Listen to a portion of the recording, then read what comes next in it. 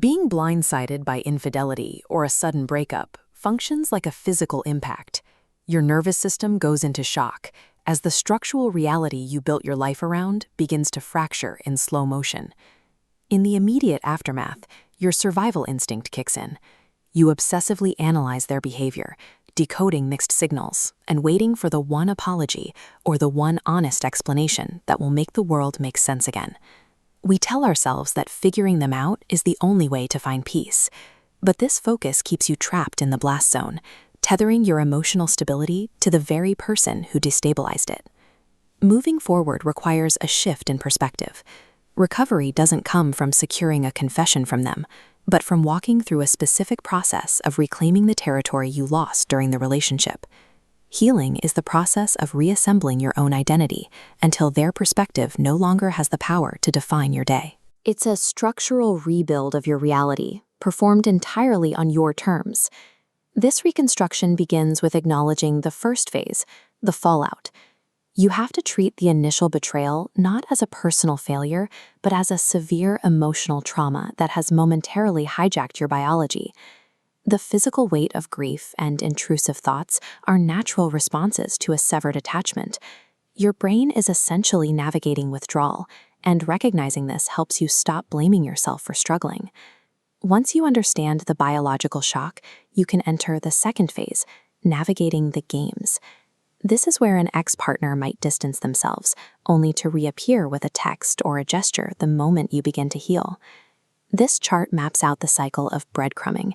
By dropping intermittent breadcrumbs of affection, they keep you in a state of pursuit, ensuring you remain available whenever they need a boost. Their goal isn't to fix the relationship, it's to extract a hit of validation from your response. They take your emotional energy to soothe their own insecurities with no intention of offering commitment in return. While you see these interactions as a path back to love, for them, it's about maintaining a safety net. You are being used to prop up their ego while they avoid the responsibility of a real partnership. When you see this cycle for what it is, a mechanical transaction for their benefit, the game loses its power. You realize the rejection wasn't about your worth, but about their need for an emotional placeholder. The third phase addresses the collateral damage to your self-esteem, specifically the fear that the person they chose over you is somehow better or more valuable.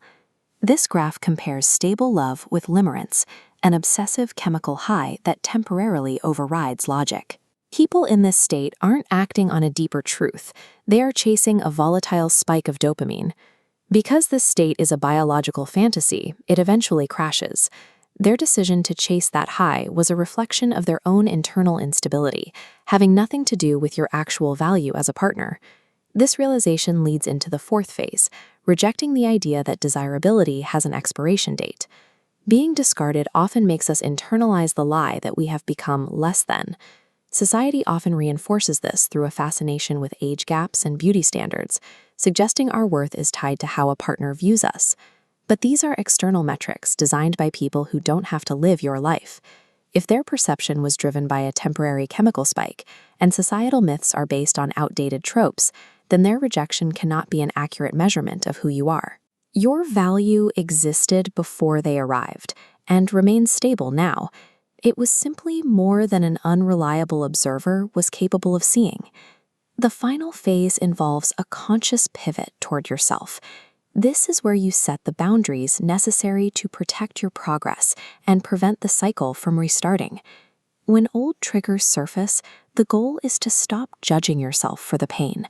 By approaching that hurt with curiosity instead of criticism, you can identify what part of you still needs protection and address it directly.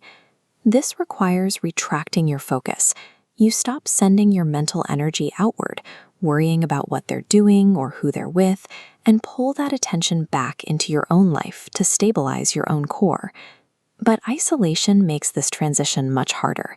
True growth requires a community that offers both grace for your bad days and the truth when you're tempted to fall back into old patterns. You didn't choose the betrayal, but you can choose the response. By walking through these phases, you ensure that the end of that relationship becomes the start of a much more resilient reality.